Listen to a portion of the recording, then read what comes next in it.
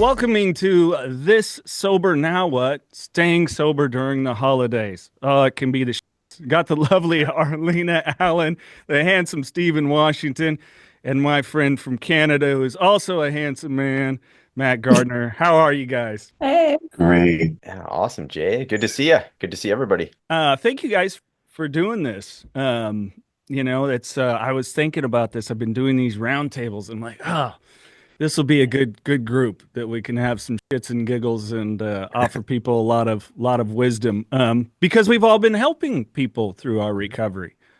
Arlina, your new book just came out. Little drop real quick on it, please.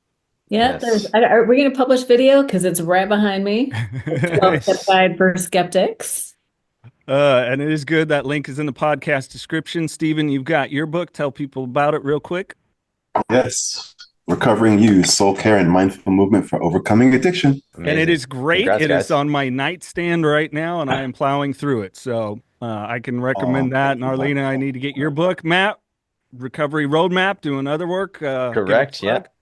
Yeah. Recovery Mm. Roadmap. And I work for Freedom from Alcohol. So it's a free Facebook group to join. It's private. So I highly recommend check that. Then we also have a podcast of the same name, Freedom from Alcohol. All right. See, there's our credentials, everybody. Yeah. But, Yeah. but I was thinking about this holiday season, and I don't know about you guys, not only in early recovery, but remembering even that last like holiday season Mm. of drinking.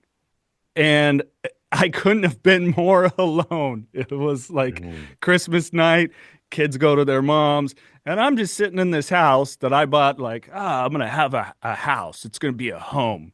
And now the only thing that was keeping me company was a 30 pack of beer and I think a bottle of Sailor Jerry's. That's sad. You were going for it, right? 30 pack in a bottle, man. And it Nothing Yeah. was left for Santa. and it was gone the next day. Yeah. Oh, man. Not a drop. Not a Not a drop. drop, eh? Not a Yeah. drop. Why would there be? Right? But I know many people are going to struggle with that coming up. So let's start with Arlena. Maybe some of your recollection of early recovery around the holidays and things that you had to do to maintain your sobriety. Yeah, I was trying to think. So I got sober in 94 and I had actually quit drinking. Actually, on my birthday, it was November 16th of 93. My cousins aren't that great. And so I feel like that time between when I quit, so it was like almost the holidays, right? But that time was just like a blur to me. I don't know if it was because I was kind of coming to, but my relationships were kind of with my family were kind of all in shambles anyway. And it was yeah, it was just I don't actually remember a lot of it. Maybe just because I'm kind of older now. But yeah, I was just in a fog that first year, it feels like.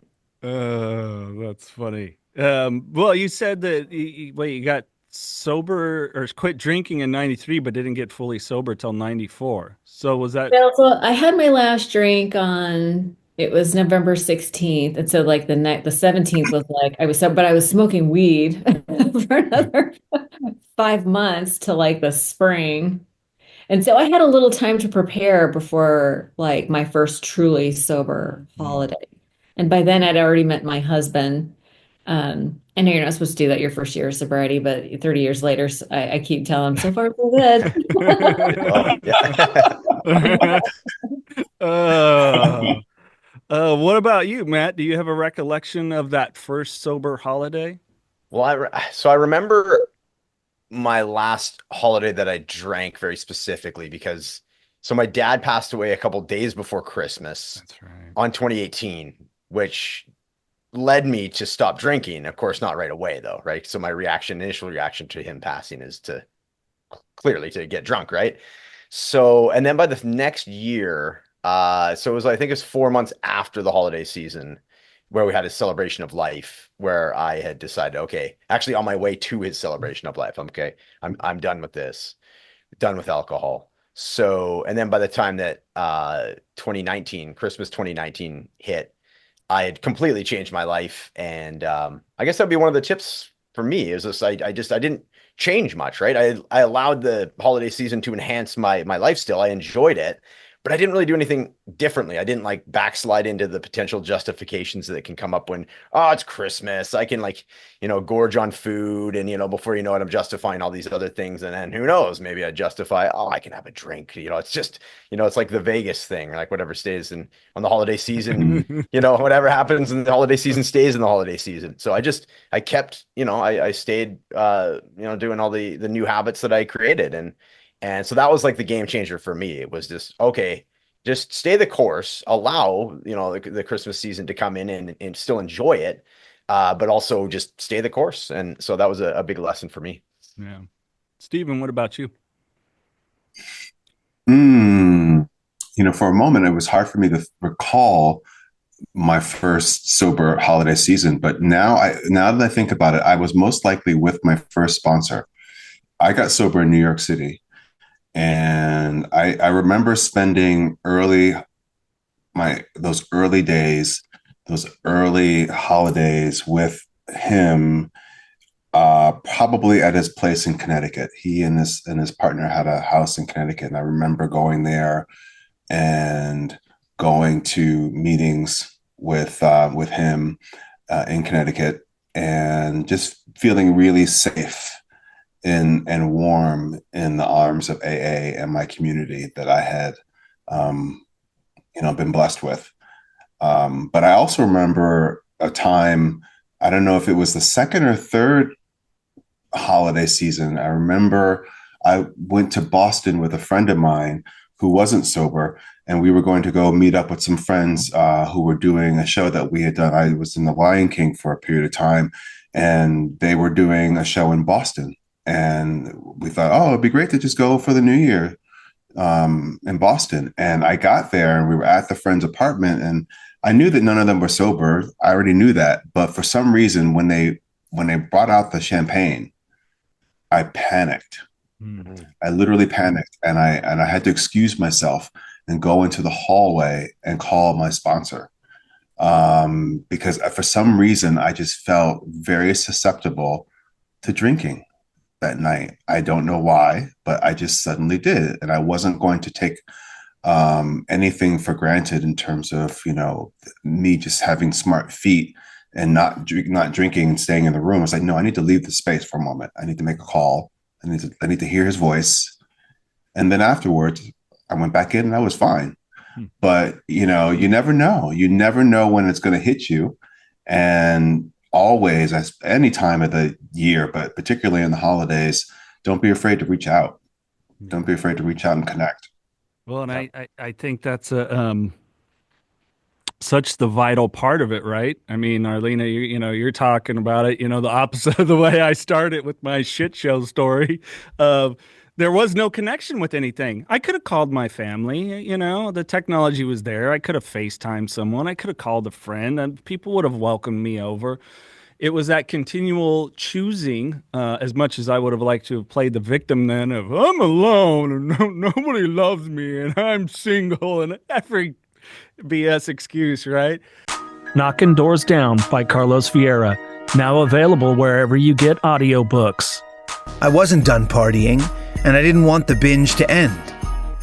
I think I knew that when I finally got home, I'd have to face what I had done, and I wasn't ready to do that.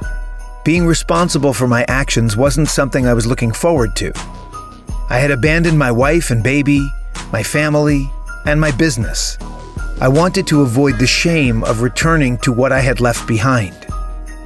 Even though I was not yet going home, I wasn't sure I had enough resources to continue the binge. Click the link in the podcast description to find out more. The We're Out of Time podcast with Richard Tate, featuring two-time NBA champion Lamar Odom. You were in a coma, right? For 3 days. They told me I wasn't even going to talk again, let alone walk. Musician and social media influencer Andrea Russett. As of today, 2 weeks. Star of Netflix Tall Girl Ava Michelle. The next morning, I found him, and You found him? I did find him. Personal stylist Parker Noriega. These kind of doctors, majority of the time, are yes doctors. Ken Kraft, the founder of Hope the Mission. I had my own broken world experience. I lost everything. On the We're Out of Time podcast with the man who revolutionized addiction treatment, Richard Tate. Subscribe now on Spotify, Apple Podcast, and YouTube, and we'll see you next Tuesday. But that importance of that connectivity, like you were talking about there, Stephen, it's just a phone call away. I mean, I would definitely say most of all, and even for me still, not that I get cravings, I just don't anymore. Knock on wood, who knows? You guys might get a call from me. Hey, I'm calling you because I lied and I have a craving all of a sudden. But now that that's left, but I still do have some of those same emotions and feelings at times that led me to the drinking.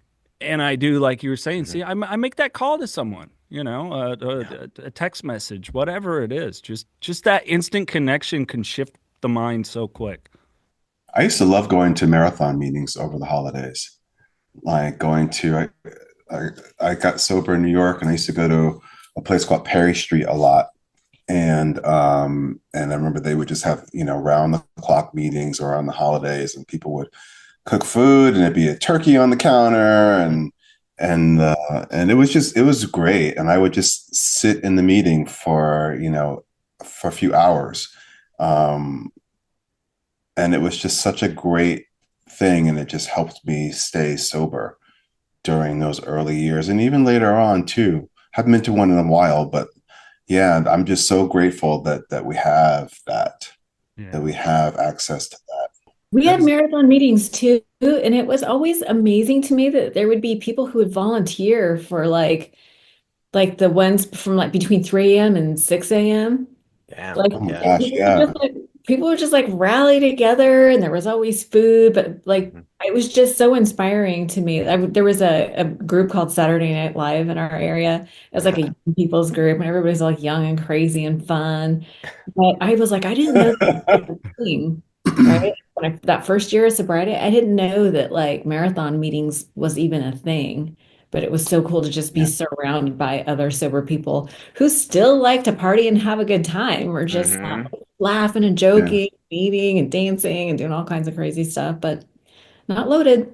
I think there's a Saturday Night Live meeting in every city around the world, because I was like, there's one where you are too?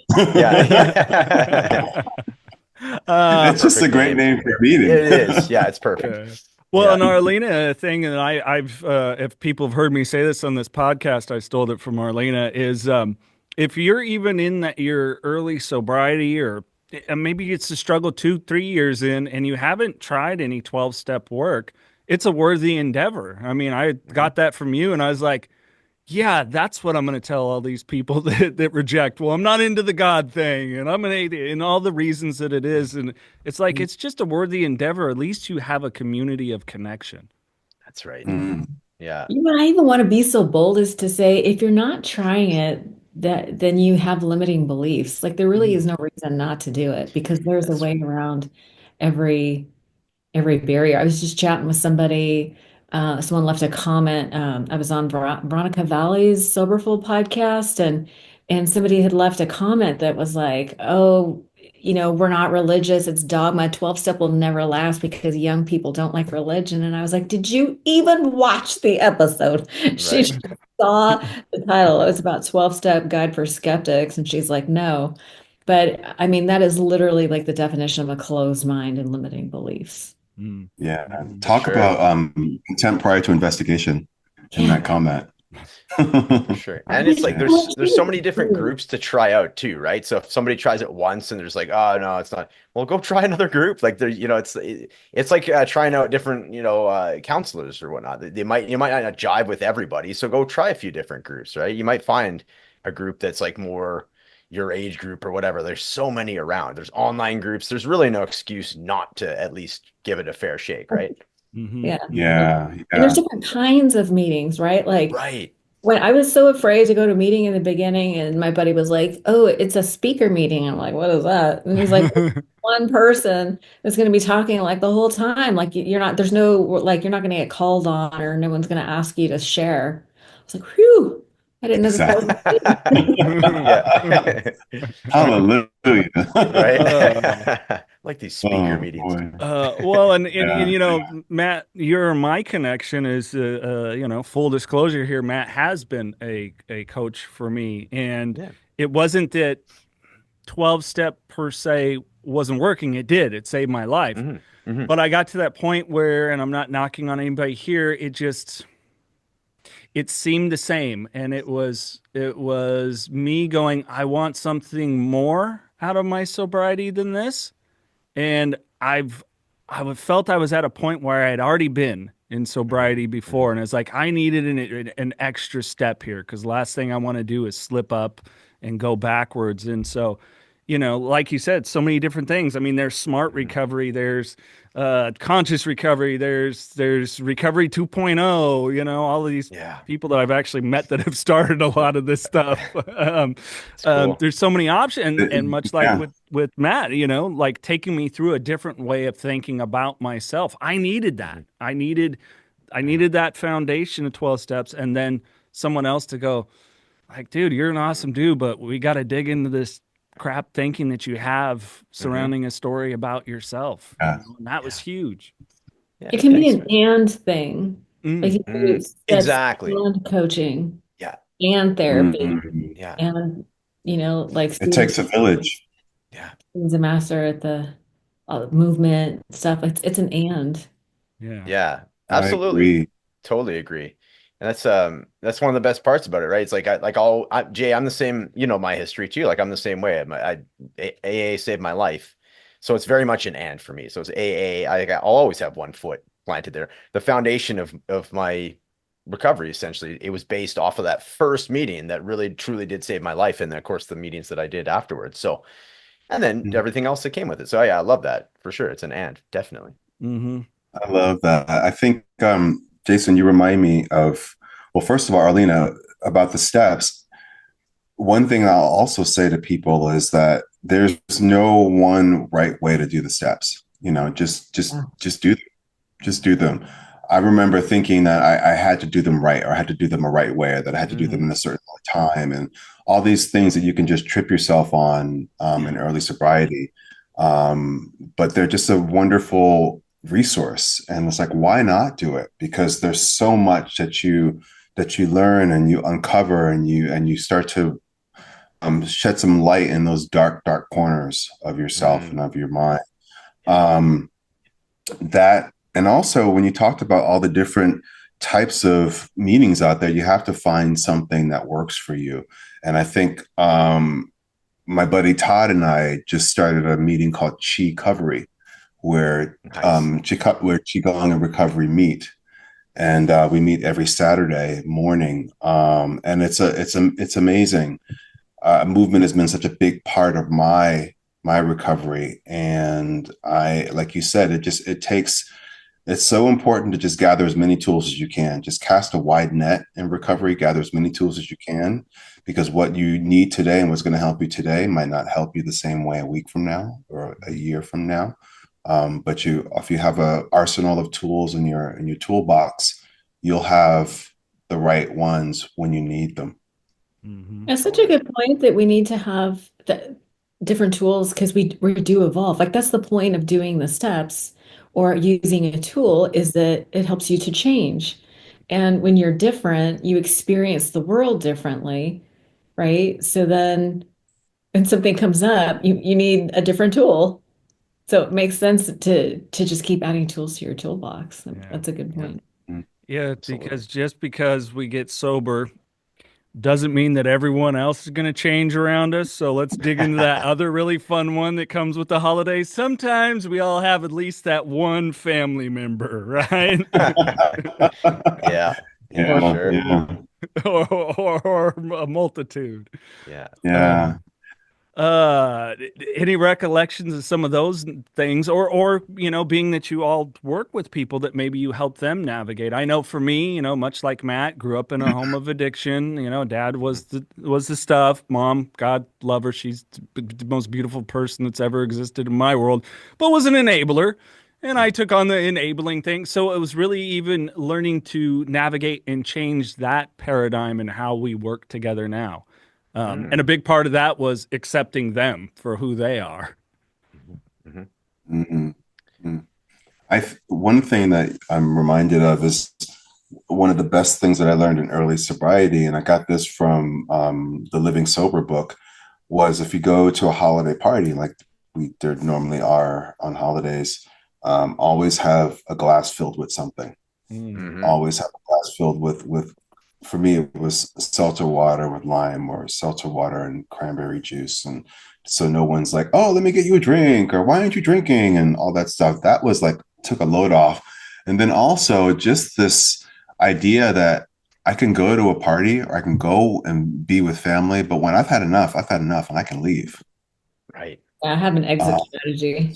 Yeah. Exit strategy. That was a revelation for me. Yeah. I was like, what do you mean I can leave? What do you mean I don't have to suffer through this or whatever? I was like, what? I can say no? Have you dug into the archives of past Knocking Doors Down podcast episodes? The Knocking Doors Down podcast archive is available to you for free. Check it out. Here's a snippet from when Charlie Sheen was on the podcast. I think shame and people pleasing are completely interwoven. Absolutely. I agree 100%, because I know I greatly struggled with that. Still do at times. Right. And what is shame really? It's us writing a story about how someone's going to interpret or judge us with us having no idea what the outcome of the next moment is. This episode and so many more in the Knocking Doors Down archive. And while you're at it, hit that subscribe button, give this video a thumb up, leave a comment, and share with somebody else that you know will get value out of the Knocking Doors Down podcast. I was just gonna say, what about like, what I hear a lot? It's like, I'm like, if you got to go to a family function and things start going sideways, you should go. And what I hear a lot is, oh, but they'll be mad at me. Like if I like someone will be mad that I leave. And I'm like, yeah, but if you don't leave, you will be mad. And it's not, your feelings are your responsibility. Their feelings are their responsibility. And it's just so funny how we're so conditioned to put ourselves last and to make everybody else happy rather than just be like, I gotta go. And if you're mad, sorry, mom. Yeah. And Esther's always pissed. Don't worry about it. And Esther, yeah. She's got that temperament, right? Yeah. Esther. Yeah. What were you going to say, Matt?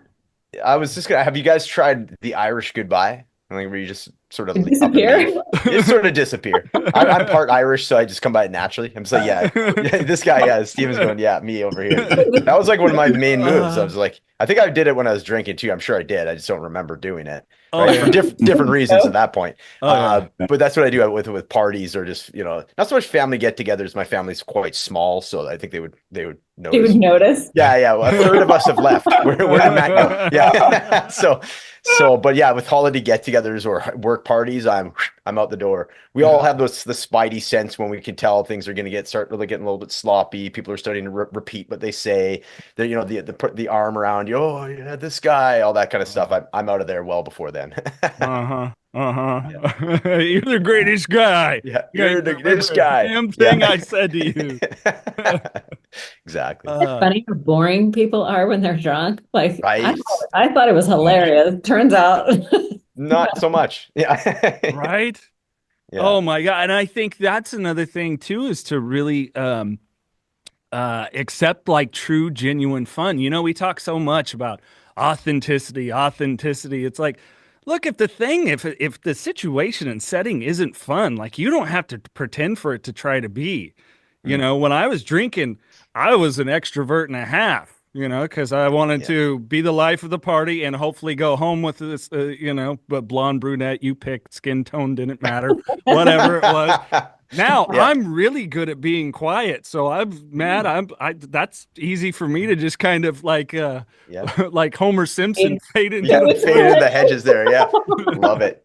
Good reference. Yeah.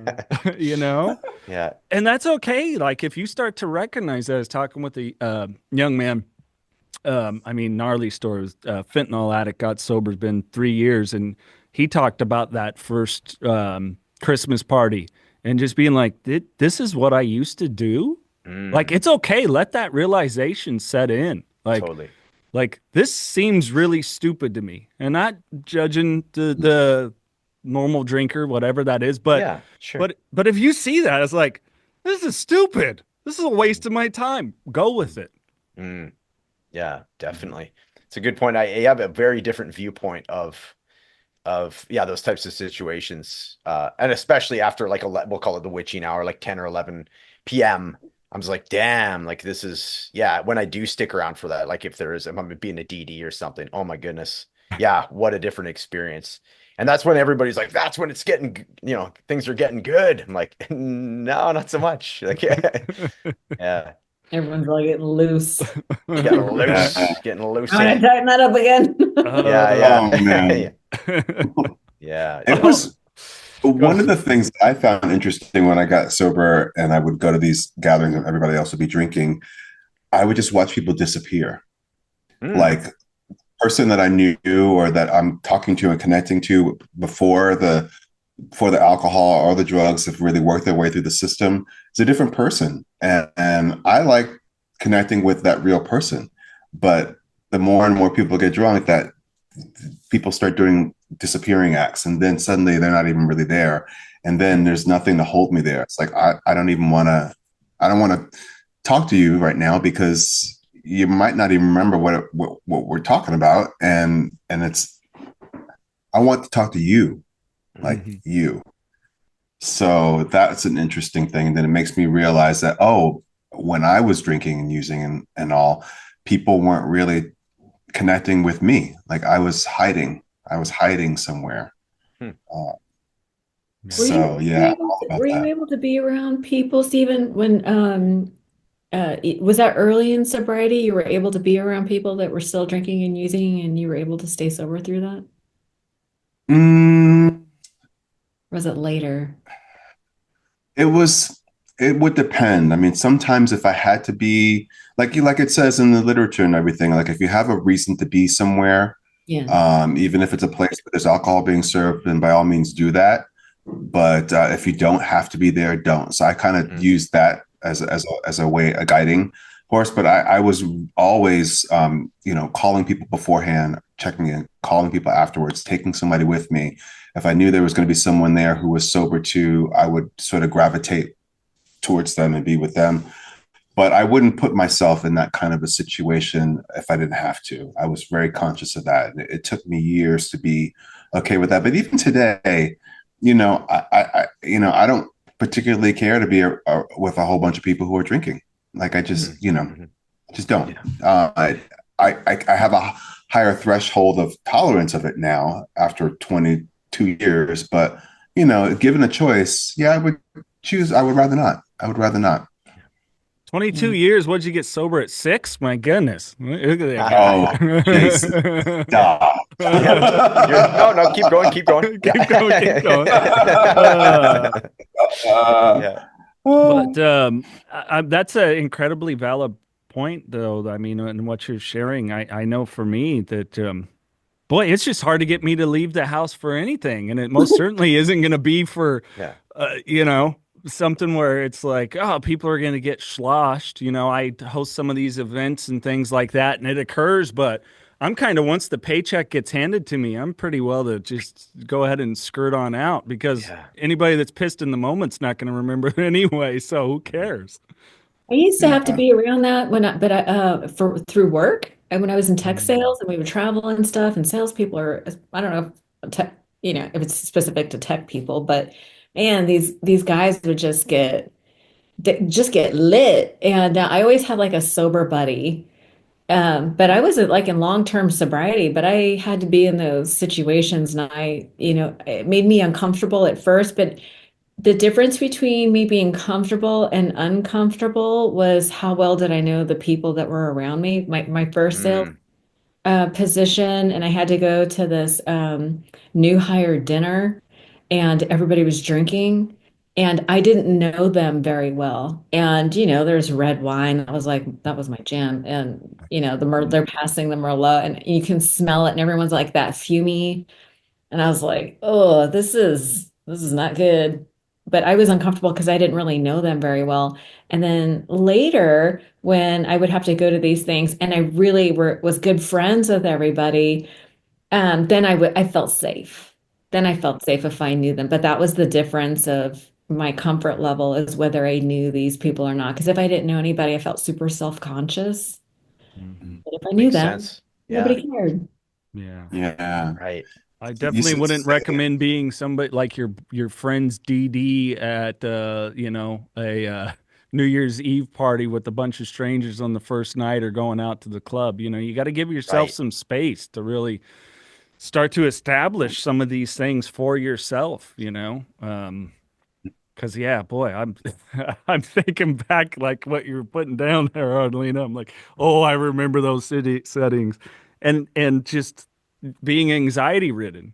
And for who? For who? Yeah. Not for me. It wasn't for me. So, Stephen, you were going to say something. I think I interrupted you. I love that. I love that word Arlina uses, safe. Like safety. Safety is so important. It's important to just feel safe, and that we deserve to feel safe, and to make decisions and choices that preserves our safety. And if you don't feel safe, then you don't have to be in that situation. You don't have to, as far as one's sobriety is concerned. Yeah, and I at this point in my life, I value my safety and my comfort and freedom, and it's about preserving that. But then when you're newly sober, you're probably not used to feeling safe. So living and being in situations that are more safe, and you're not always looking over your shoulder, you're not always in fight, flight, freeze. It takes some getting used to. But safety is so important. And don't you think that when we talk about that, the ultimate safety is being able to look at the person in the mirror and know you're safe with them? Yeah. Yeah. Great point. Right. That's deep. And yourself. Deep stuff, Jay. Yeah. All right. Yeah. Sometimes this goofball can go deep. Yeah, that's right. Real deep. I wanted to expand. Sorry, Jay. Oh, sorry, Jay. I just want to say, I wanted to expand on what you were mentioning too. Like I've noticed when you're talking about introverted having a hard time leaving the house. So for myself, I feel like I lucked out. The pandemic happened very soon into my recovery. So there was just a smattering of months that I chose to remove myself from the social scenarios. And then by the time the lockdown hit, I didn't have to go back through my Rolodex of making, I'll catch you next time. Like everything was shut down. So I'm like, oh, that worked out really well. So that was great. And then in the meantime, I really came full circle back. I was a super shy kid, and it was actually alcohol that I perceived was like, it helps me come out of my shell. Right. And then as soon as alcohol is removed, I'm like, I come full circle, and I'm finding myself much more introverted again. So that kind of went hand in hand with the pandemic, and I got back into journaling and all these other different forms of self-improvement, I guess, right? And now I like that about myself. I heard a term recently I want to share with you guys. I'm not sure if you heard it or not, but it's like ambivert. So I can do extroversion, like I can be extroverted still, right? But generally I prefer introvert. So I can sort of do both. And there was the term, I'm like, oh, okay, it's not as binary, right? It's like you can do both. And so I like that. I just wanted to share that's definitely something that I've had that I've noticed over my last 5 years. Isn't it funny how like you go back to being who you really are once you get sober? Right. Totally. My mom was like, "Oh, we have Arlina back." I was like, "What?" Like, I'm sorry, who was that? I don't know. I forgot who it was. I don't even know. But it's so interesting that once you get sober, you go back to being your authentic self again. Yeah, 100%. And it's definitely a process that you have to be patient with yourself on. Like at the end of it, all of this that we're talking about is really that, Stephen, like you said, safe environment. That safety ultimately starts with us. And then the rest of this is all a process of working it through, because you might figure out, I don't really care for Aunt Esther. I don't know what family member might be watching this. Yes, there's some of you. You're not my cup of tea. It's okay, because I know they talk bad about me all the time because everybody tells me, and I don't care. I used to care. Like for me, it would be an excuse to be like, well, cousin so-and-so said, well, somebody get me a drink, And now it's like, all right, you saved my time. Thank you. You've helped me out. Thanks for being so clear about it. And it's okay, because eventually you're going to get there. You will get there if you do the work. Yeah. You kind of bring up a good point around having boundaries around family members. Like, for a lot of women, there's always the Uncle Creepy, right? Like, you know what? You don't have, yeah, like when you get sober, you're like, you know what? I used to tolerate some nonsense, but I don't have to give Uncle Creepy a hug. Creepy's a little handsy. He's a little handsy. Get to yeah. Wash the hands. Oh, cute. It's not okay. So it's like, I think when you get sober and you get around some people who are like, you know what? It's not okay that they speak to you that way, or, sometimes you have controlling family members, who want to control them. People get really stressed out around the holidays and they're very controlling, or they want you to do things, or they talk to you a certain way. And it's like, you don't have to participate in any of that. And it's okay to just be like, I think, set boundaries with them, but also set boundaries with yourself. Like if you feel yourself getting heated, removing yourself from the situation or not engaging with certain people who are super triggering. And like I had a sister that was super triggering for me. So it just became okay for me to not engage, or witness. Or when other family members are fighting, I don't need to get in the middle of it to try to make peace for the holiday. Right. I don't need to manage anybody else's relationship either. Yeah. No, that was big for me, because that kind of was the role that I felt I had to do as the kid, that would get goofy to kind of, playing that go-between for sure. For sure. Yeah, the goof, the humor to try and lighten up the situation. Yeah. Yeah. Didn't we talk about this on our meeting the other night, Matt? Yeah, I believe we totally did. Yeah, good call. Yeah. Yeah, playing that like goofball, like, okay, if I get some laughter going, then maybe they'll forget about it or whatever it was. And all it really did was made me a dramatic adult. Yeah, that was the shadow side of it. Right. It's like every emotion, I can act it up for everybody. It's like, oh my God, what a waste of time and energy that was.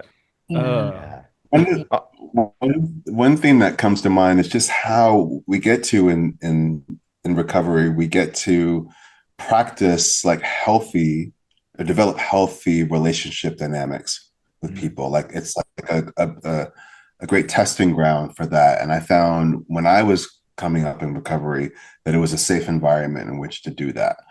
And then I could take what I was learning and how I was relating to people, and people were relating to each other in meetings, or how I was relating to my sponsor and how he was relating to me. I could take that into my other relationships outside of recovery. And that just made everything just kind of clearer. Like it is true that when they say like recovery is like a design for living, like the 12 steps, and the recovery is like a design for living, like a blueprint.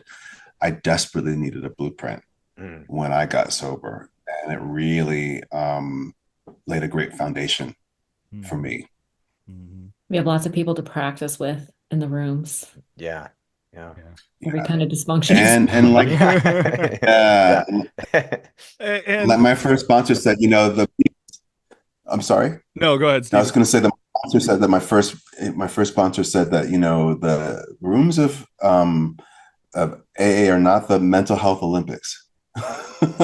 Are the bastion of like mental health. You got a few sort of dicey or oddballs. That's okay, but right? For the most part, people okay. Yeah, because it's like you get to practice with the mine would say I would hear that it's not the hotbed of mental health. Yeah, that one. Yeah. Same thing. But I always found it, and this is kind of like an excuse people use not to continue going or leaving as they run into somebody who is offensive or did something bad or said something Mhm. bad. But the truth of the matter is, if you kind of have a run-in with somebody in the rooms, what ends up happening is like they bring up stuff for you. And Totally. it's Yeah. like an opportunity to work through it, right? Yeah. Because we have the steps, we have the inventory process, where like we can do some self-reflection, be like, why was I so triggered by that person? Like what they Hmm. said or what they did. And oftentimes it'd be like, remind me of somebody else from my past. Hmm. I was really sensitive to people that were condescending to me because I had a parent that was condescending to me. Mm. And so when somebody in the rooms would do something like that, like be condescending to me, I would get all triggered and then I would go to my sponsor and then we would get to the root of it. And then I would heal like some kernel like deep within me. And so was it a bad thing that I got into it with somebody, or was it a good thing? You know, if Hmm. I learned from it, turns out it was a good thing. And I've often heard that analogy of, you know how like a gemologist will take two raw amethysts and they put it in a tumbler, right? And the two amethysts, they knock off the rough edges from each other. So when you pull them out, they're smooth and beautiful. That's kind of how like we are at meetings. Like we get thrown in with all these people with rough Tumblr. Yeah. edges. And we just, we get Yeah. into it sometimes. That's But cool. hopefully at the end of the process, we are a little smoother, a little Yeah. calmer. We're all gonna spar. It's gonna happen. Yeah. Like, right? And so often, it's I've tried to do a better job of examining when I feel, I don't know, trigger's the right word, but we'll just use it for the sake of this conversation. I try to immediately go, okay, what I don't even worry about them because there's nothing I can do about who they are. So I'll try to examine what is it that it stirred up something in me? What's the why? What's the why behind that? Hmm. And I still have to do it with family. Bless my parents, my wonderful dad, who's been clean for a long time, but unfortunately he's paralyzed, so he can't travel, and he'll give the guilt trip all the time, like, I really miss you, and it's the you should come, and I'm like, Dad, we're gonna do it then, and I remind him, and I have to remember he's never gonna get out of that mode. He's always been that guy.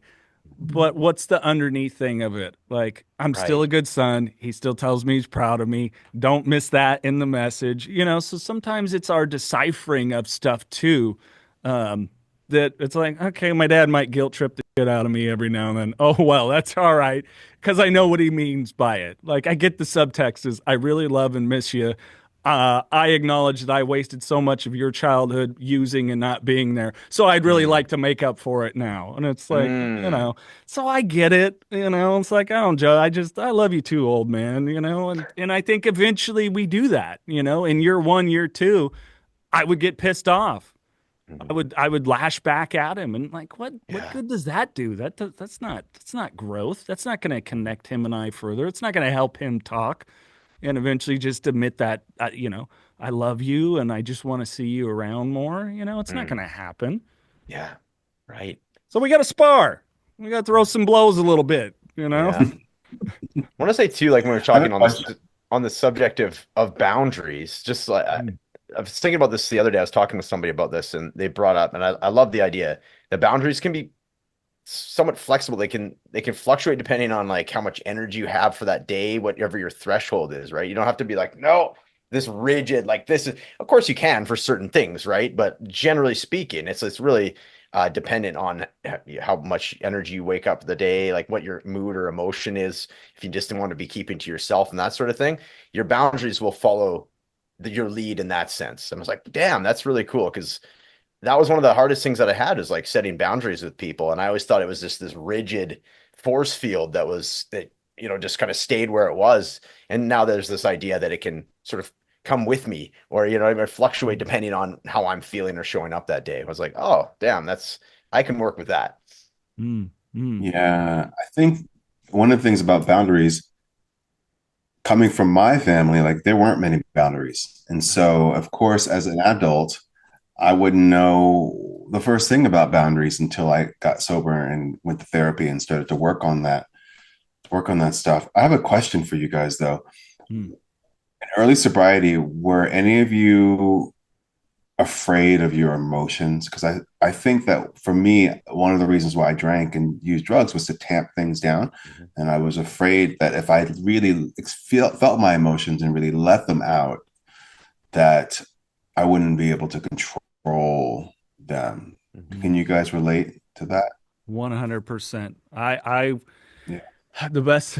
I've made the joke. Have you ever seen the anger management movie with Adam Sandler where he's on the plane and the Right. guy's like, "Calm down, sir," and he's like, I am calm."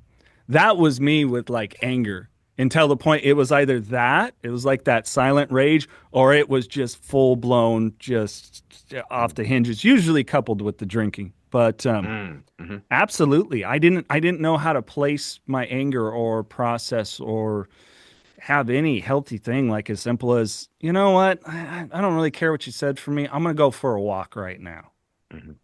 Like that's my thing. I think I've been with my girlfriend 4 years, 3.5 years, something like that. Sorry, honey, I don't remember right now.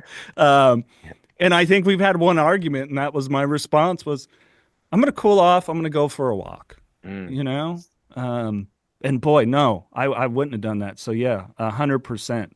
I didn't say anything. I would sit, and I think that's where some of the introverted nature comes from, is just be quiet. Just like it was easier to not be heard, because if I'm not heard, then I'm not seen. And if I'm not seen, then I'm not picked on or belittled, whatever it is. So I think it all really plays into what's molding my personality in a lot of ways. Right. That's, For man, I myself, was polar opposite from you. Like, yeah. I was totally afraid of my emotions. I'm half Mexican. I got that Latino spiciness. I'm not afraid of saying some things. My inner chola would come out, and sometimes, and it was practiced. I was good. It was like a sharpened sword, right? And so, the tongue can be just as hurtful as, physical violence, right? And especially in the beginning, I didn't have a lot of regulation. And so if I got angry, I was like, it would like overtake me, like the blind rage, it would overtake me. And it was terrifying. And then I would act out or say something or hurt somebody. And then the next day, it was like a hangover, like a rage. And then it would call a sponsor, do an inventory around it, go and have to make amends. And, not just the apology, but I could see how my behavior affected you and what can I do to make it right. And oh, by the way, if you need a minute to think about it, you can get back to me. Like that was all very like painful. And when I was like newly sober, I was like a raw nerve ending. I felt everything tenfold and or just so like sensitive to everything. So it was like a painful process, but it seemed like having to do that a few times, especially with family members, seemed to be the hardest. But like, after acting out, maybe many times, some of us sometimes quickly, sometimes slow. Um, I think the like I would rather just bite my tongue and then have to make amends. It's typically what ended up shaping my behavior. But that's a really good question because, yeah, in the beginning, some of us are a little more extroverted in that way. Yeah. Arlina, that biting your tongue, it's like that pause that they say that every year we're sober, we get like another second of pause before we respond or react. So, yeah. I mean, that's I like great that. in theory, but if like I've met some long-term sobriety people who are batshit crazy. Yeah. Right? But because I feel like it's right. It's like a practice. So if you stop practicing, I go back to my default. So but that was, I use that and like humiliation is really what it felt like, shame and humiliation, embarrassment for acting out. That was sort of my fuel to kind of double down on the prayer and meditation and you know what I mean, like the daily self-care practice so that I didn't unleash hell on some poor. Yeah. It's I think for me it was more so like about preference. I wasn't afraid of uncomfortable emotions, but I certainly preferred feeling, different ones. So I ended up replacing my addiction, and I found I was able to pinpoint it a few years into my recovery that it was more of it became distraction. So if I started to feel like what you were talking about, Stephen, when the emotions are coming back, I found a mechanism that wasn't drinking to push them right back down. So it wasn't like I was fearful of it, but I certainly had my preferences. So I still had this like, innate ability to like change my state very quickly, even without alcohol. So I just pick up my phone. Okay, who's texting me? Just go back down feeling. I don't want to feel you right now. Let's focus on something else. And then I finally was able to just call myself out on it. And I go, oh, geez, I'm doing like pretty much the same kind of idea, but instead of grabbing a drink, I'm, checking my email like 800 times or grabbing a phone or something. Right. And then so finally I was like, oh, okay, I see what's happening here. And then I was able to give myself that space to get more competent, feeling uncomfortable. And then after that, it's like, oh, okay, this actually, it's almost like for me anyways, the anticipation of feeling these uncomfortable emotions was far worse than just actually, putting some reps in and journaling about it and talking to other people about it. And I'm like, oh, okay, I Feel can your do this. feelings? Yeah, right, exactly. Yeah, totally. Instead of just like, no, back down you go, or running away from it, or whatever the heck, other patterns I had, so. And I think that gets coupled with it as we grow and mature. I mean, the four of us really stunted our spiritual, mental, and emotional growth quite masterfully. Yeah. And as that continues to increase, we get a greater discernment of what is a valid emotion to express, or what is it? It's something where it's like, am I being disrespected? Is this something I need to address, or is this just something in me? Like, and I think it's what you were talking about, Stephen, with that time of growth between the occurrence and our reaction, right? We get that greater ability to process that and evaluate, what kind of a response, if at all, does this elicit? At least I noticed that for me. I've gotten a lot better at it now. And I didn't realize so much stuff made me laugh. It's just like now some people I'm pissed off because they're like, what are you laughing at? I'm like, this is a really funny exchange. I'll talk to you later about how funny it is. Not right now.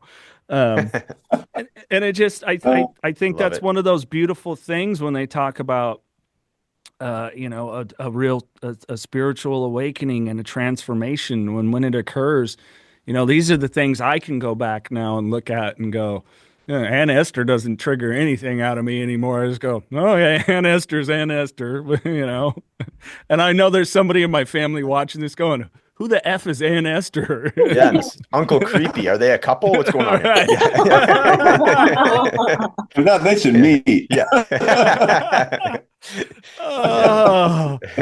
Here's the one other thing that I've that maybe we can close on, that I've heard from some people, kind of sidebarred after some meetings, is looking for that apology that will never come from that family member. Thoughts on that? Those are hard. Mm-hmm. Are hard.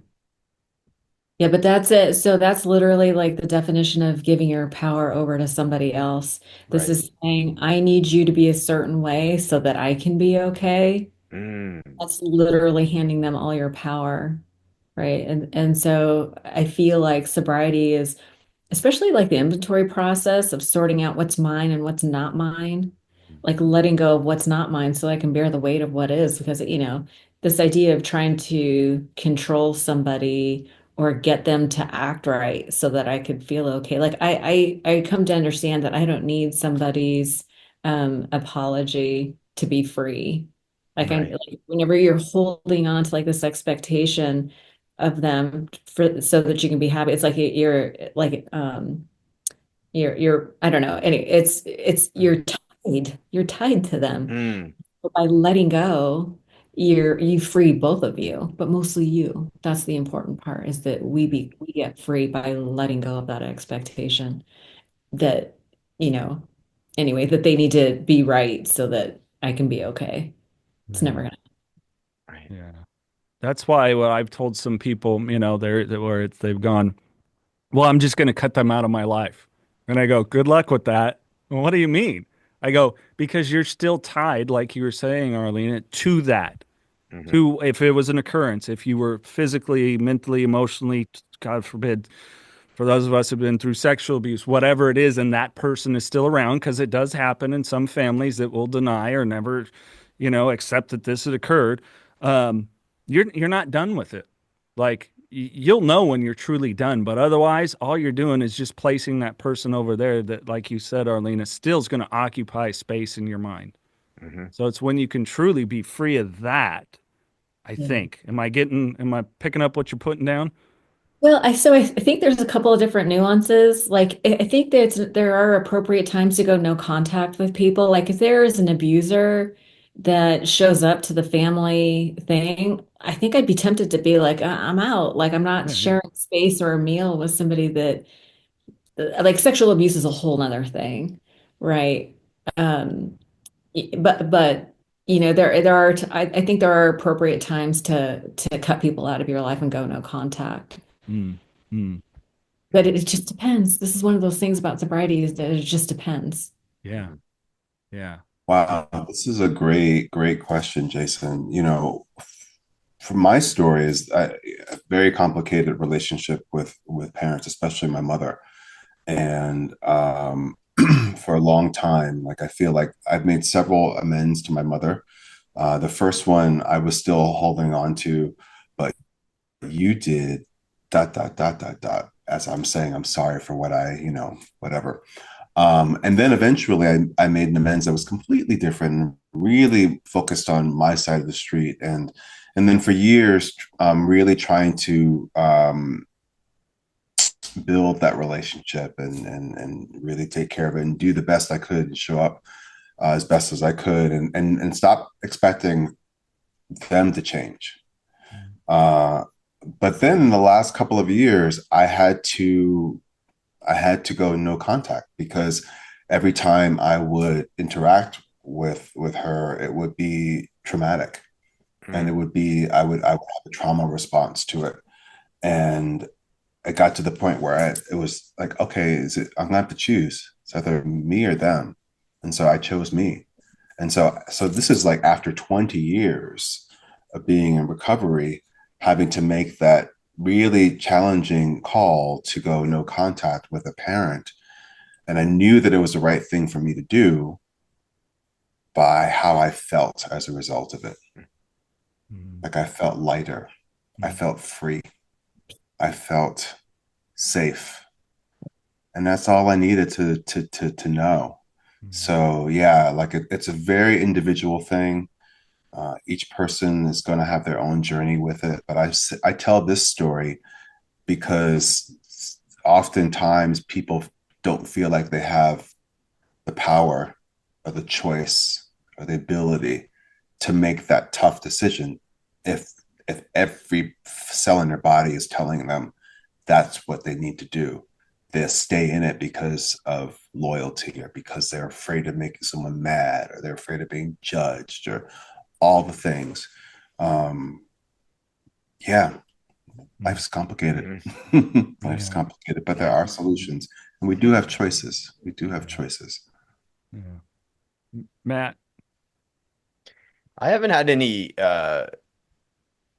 that's substantial with a family member. But I sort of like if I look at like resentments towards people, or I'm expecting, just from a coworker that I was close with, or friends or acquaintances that I still have some of that resentment towards them or the situation, which I do, and it still comes up. I always just direct it back to myself and see if it's like a projection or, if it's something that some loose ends internally that I haven't tied up yet, right? It really has nothing to do with them, especially now that I'm not even being exposed to any of them. You know what I mean? Like they're literally not in my life. So the people that I still have resentments towards, it's completely on me, which is actually wonderful because I can work with that. You know what I mean?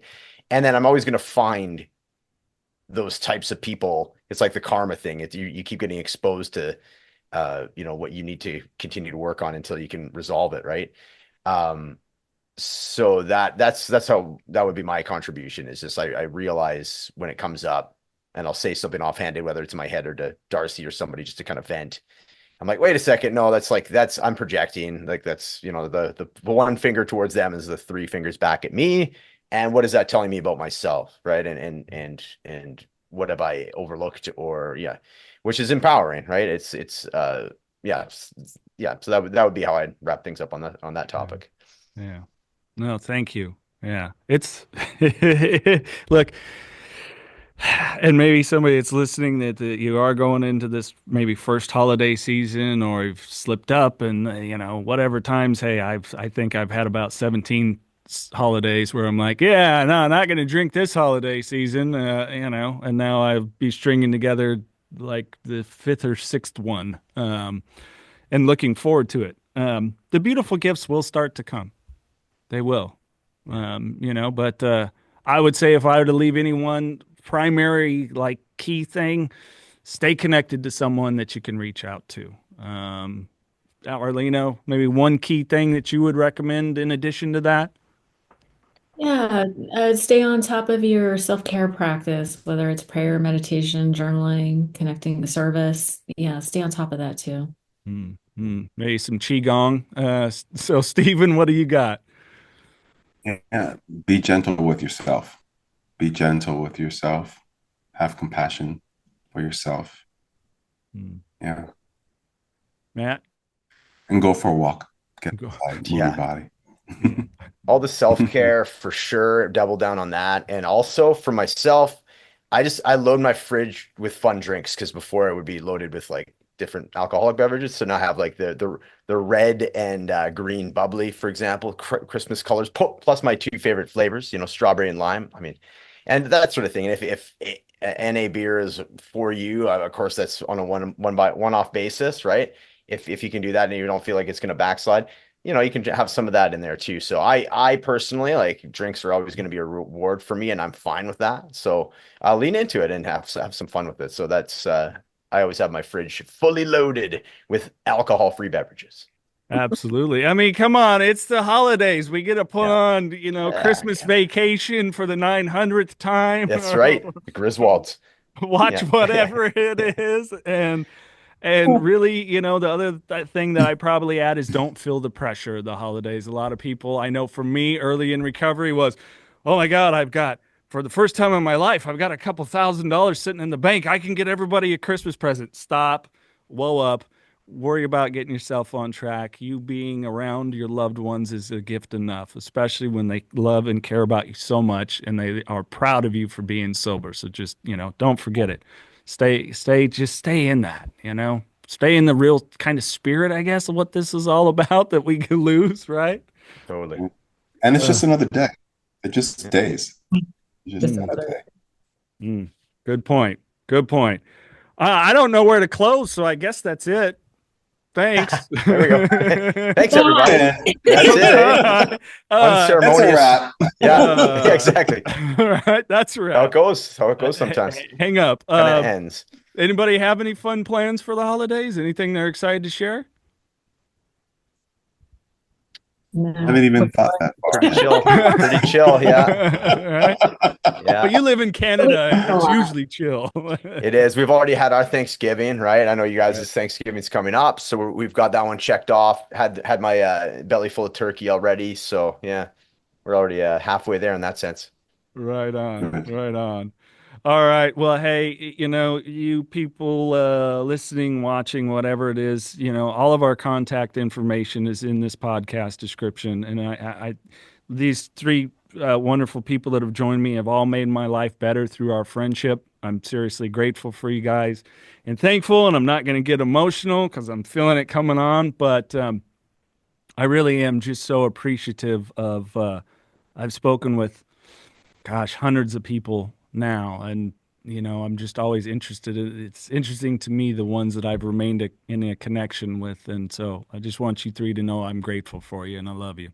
Love you too. Thank you. Love you, Jay. Nice to meet you guys.